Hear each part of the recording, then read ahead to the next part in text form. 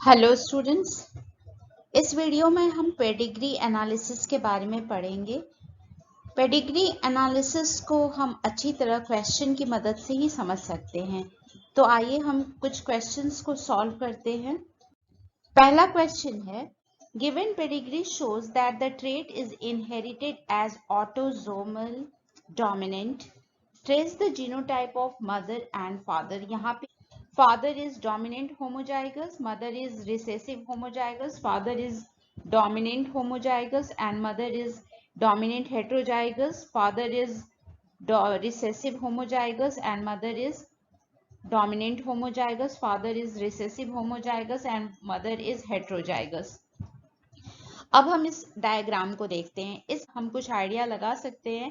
जैसे यहाँ पे आप देख रहे हैं कि फीमेल जो है वो अफेक्टेड है एंड जो मेल है वह अनअफेक्टेड है।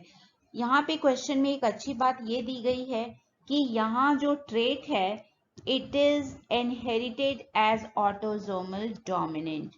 तो डोमिनेंट ये ट्रेट होने की वजह से हम कह सकते हैं कि जो फीमेल का जीनोटाइप है या तो यह हेट्रोजाइगस है या डोमिनेंट होमोजाइगस है, और जो मेल जो अनअफेक्टेड है उसका जीनोटाइप क्योंकि यह डोमिनेंट ऑलरेडी ये कह रहा है, इसलिए हम इजीली इसको कह सकते हैं कि होमोजाइगस रिसेसिव है। अगर हम इस जीनोटाइप को कंसीडर करते हुए ऑफ स्प्रिंग के जीनोटाइप को फाइंड आउट करें तो इनके जीनोटाइप्स इस तरह से हो जाएंगे, capital A small A, capital A small A and capital A small A. यानी कि तीनों के तीनों ऑफ स्प्रिंग्स जो हो गए वो अफेक्टेड हो गए। और यह जो हमें ये जो रिजल्ट मिला है इस डायग्राम को जस्टिफाई नहीं कर रहा है, तो ये जीनोटाइप तो हो नहीं सकता।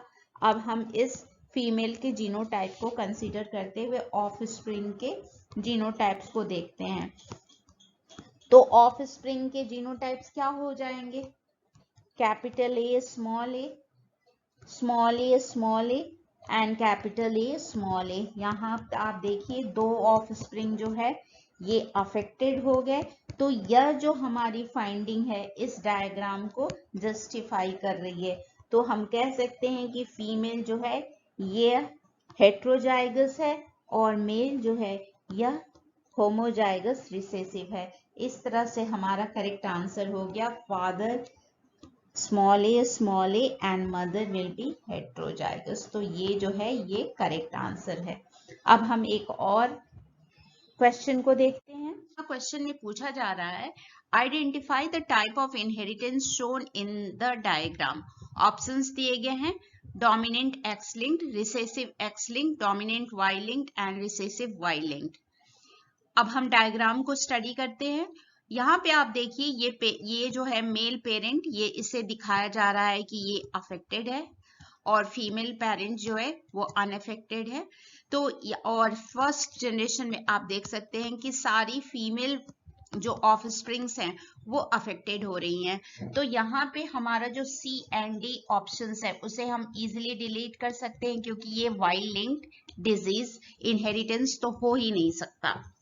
ठीक है, अब हमारे पास दो ऑप्शंस बच गए, dominant X linked and recessive X linked. Recessive X linked, तो इस यहाँ पे आप देखें कि ये अगर इस यहाँ पे ये डोमिनेंट है, ये एक्स पे मैंने क्यों एक जीन ऐसे जी प्लेस कर देती हूँ क्योंकि हमें मालूम नहीं है ये कौन सा ट्रेट है, और एक्स ये कैरेक्टरिस्टिक ये इसके जीनोटाइप हो गए, मेल की जीनोटाइप। और फीमेल की जीनोटाइप जो है वो रिसेसिव ही होगी क्योंकि यहाँ पे फीमेल अगर इसके पास डोमिनेंट जीन होती तो यहाँ पे ये क्या होता, ये फीमेल जो थी होती वो अफेक्टेड होती, लेकिन यहाँ पे फीमेल अफेक्टेड नहीं हो रही है।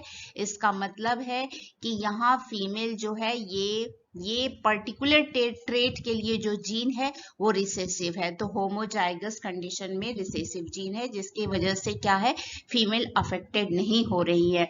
तो हमारा ऑप्शन जो हो गया वो डोमिनेंट एक्स लिंक्ड, ये हमारे ऑप्शन हो गया, ये करेक्ट ऑप्शन हो गया। यहाँ हमने अभी 2 क्वेश्चन को सॉल्व किया है। मैं आपको खुद से सॉल्व करने के लिए एक क्वेश्चन दे रही हूँ जिसे आप सॉल्व करें।